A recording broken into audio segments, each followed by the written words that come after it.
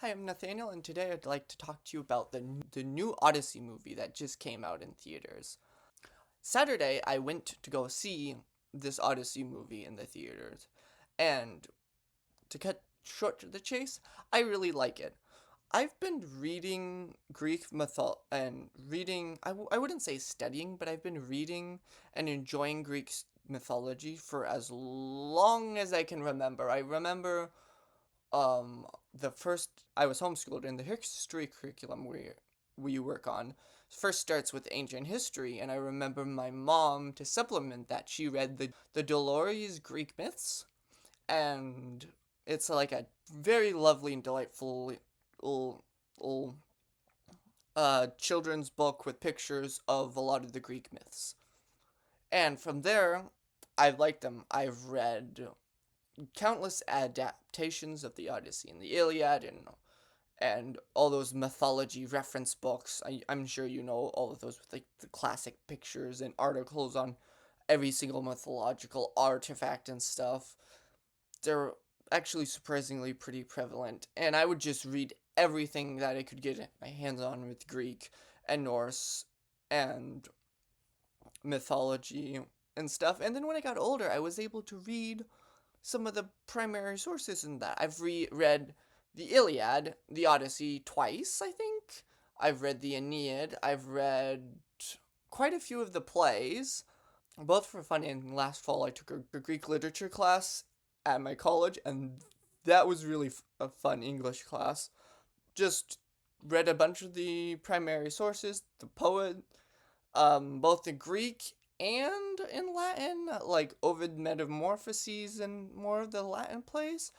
It's something, I wouldn't say I'm a scholar, but I think I would say I'm fairly familiar with the mythos in general.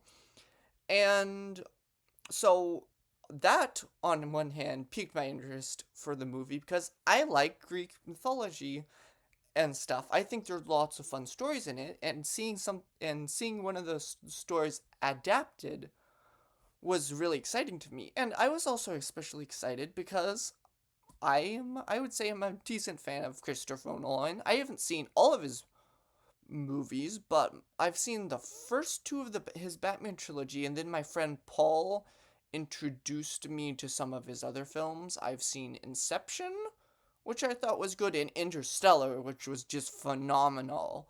I was After like the first 30 minutes of that movie, I was on the edge of my seat for the entire time. It was such a good movie. So I was really excited for to coming in to watch this movie. Yeah, me and my friend Paul, who introduced me to Christopher Nolan, and my brother James, we all went and saw it. And I thought it was really well done, and I really enjoyed it. I think it's a really good adaptation.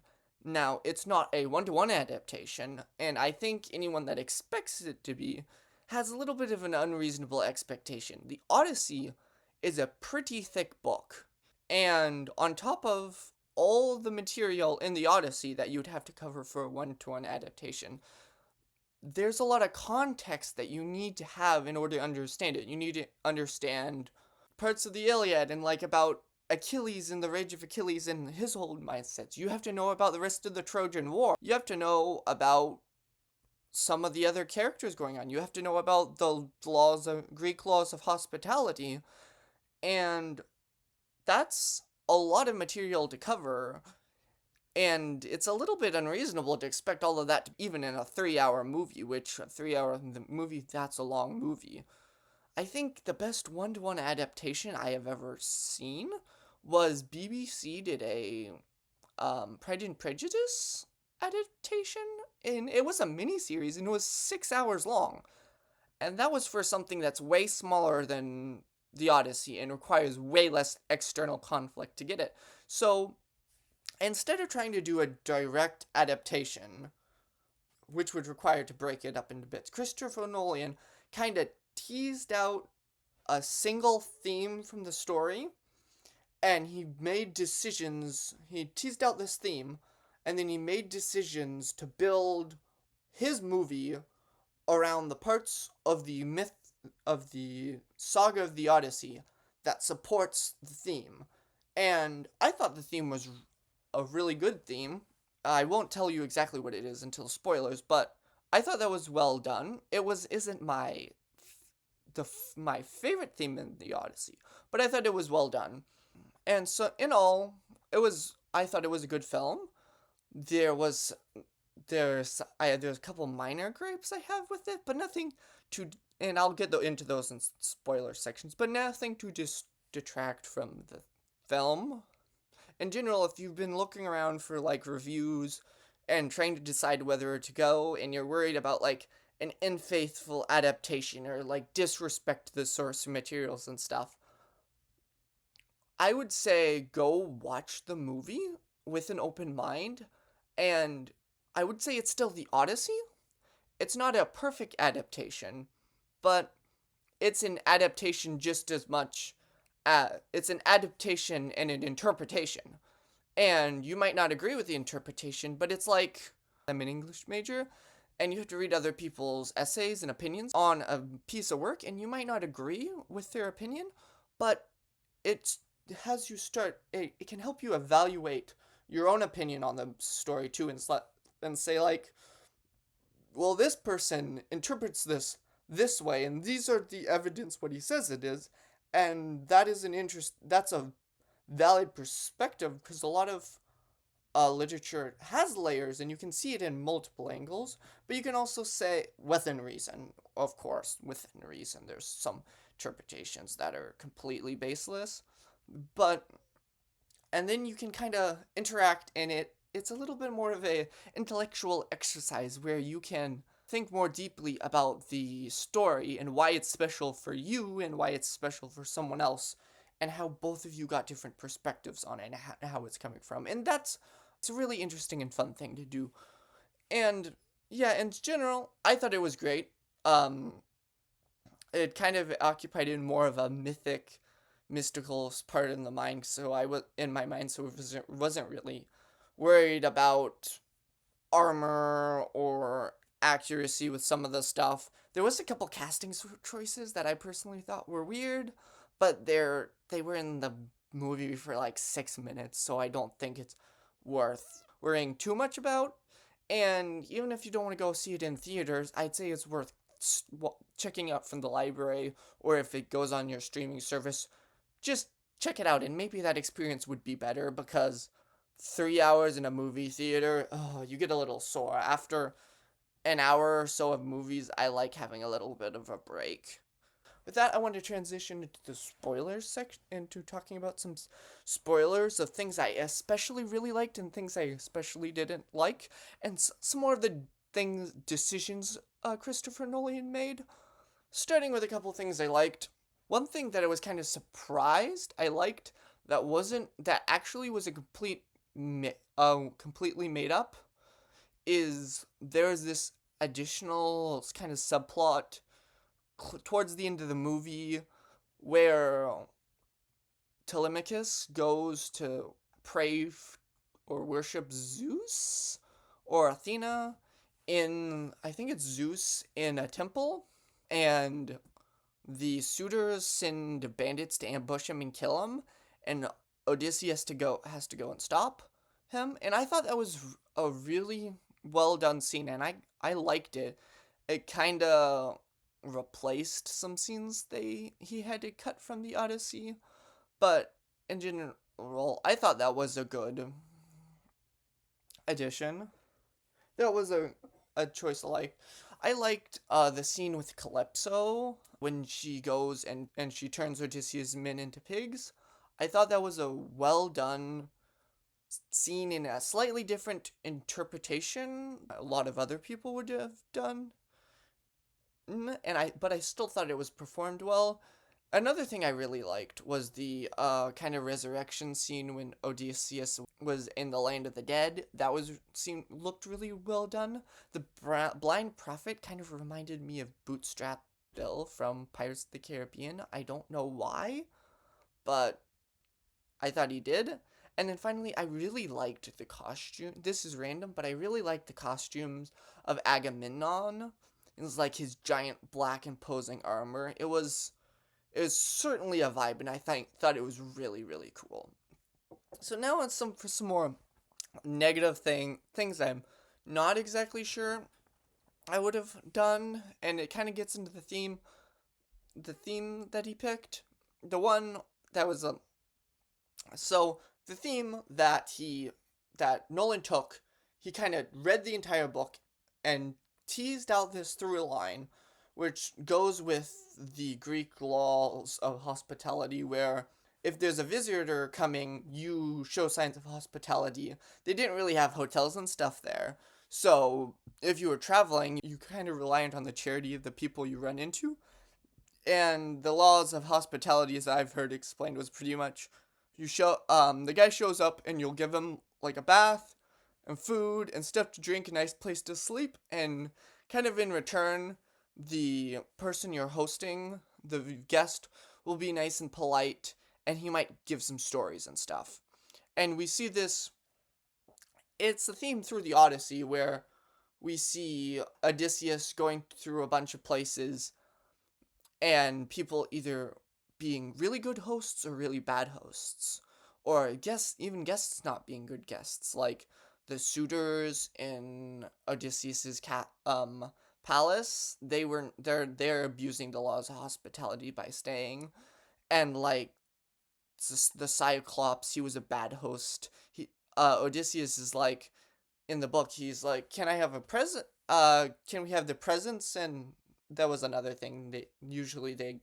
The host gave the visitor a gift, and it's like, can we have gifts or in food and stuff? Because it's the law of Zeus. And the Cyclops was like, nah, I worship Poseidon. I'm gonna eat you all. And that it goes on with all the ones where you have like the Crete. Is it the Crete? After he leaves the island of Calypso, and in the book he washes up on the shore, I think it's Crete, and they're a they show good hospitality to him and get him a boat and send him back to Ithaca. It's a strong through line of the story, and he took it and he kind of had everything revolve around that and the sacking of Troy, and that when the Greeks broke the laws of hospitality by having and the golden rule by having a horse full of men and tricking the Trojans. And after that, all holds was barred, and the moral fabric that holds the Greek people together is falling apart because people are raiding and whatever. Basically, the choice that they made in order to beat the Trojans completely destroyed Greek civilization as they knew it, and they're gonna fall into the Dark Ages and stuff. And that's kind of the through line, and we see it through signs of people not showing hospitality anymore, or people not behaving with hospitality, and just other signs of brutal stuff and barbarism, most especially around the law of hospitality. That was his theme, but I think some of the decisions he made were around that. I thought some of the decisions kind of made it kind of weak. Like my one of my biggest complaints, and it's a little complaint, is the entire scene with the Cyclops in the movie was kind of weak. I didn't like the depiction of the Cyclops. I didn't like his character design. It was kind of a more grounded interpretation with a more twisted kind of face, but I really didn't like that. And it kind of removed some of the witticism and cleverness of Odysseus, which is an important part. And on top of that, it because the whole theme is about lack of hospitality and the lack of manners. He could have driven that home with some of the stuff material in the book and of the Cyclops disrespecting the laws of hospitality, but in the movie the Cyclops doesn't talk. Another kind of criticism I had, not really, is more of an observance, is because that was the singular theme that Christopher Nolan teased out. He left a lot behind, and the one thing he left was the prevalence in the gods in the myth. The gods in the Odyssey. In the poem, the gods do a lot of the stuff. The inciting incident of the book is not leaving Troy, it's an in medias res. He's stuck on Calypso's island, and Athena finally convinces Zeus that it's time for her favorite hero to get home. And so then Zeus sends Hermes, the messenger of the gods, to go convince Calypso to let him go. And then on top of that, Poseidon is constantly trying to foil Odysseus because he did blind one of his sons, the Cyclops. And Hermes helps with Circe. Athena shows up a lot more. Zeus is there. Even at the end, Odysseus kills all the suitors, and then it ends with a pretty much a Deus Ex Machina, where the suitors' families are going to avenge them and like fight Odysseus, but they didn't. But Zeus says, "Okay, that's enough conflict. Let Odysseus rule," and that's the end of the book.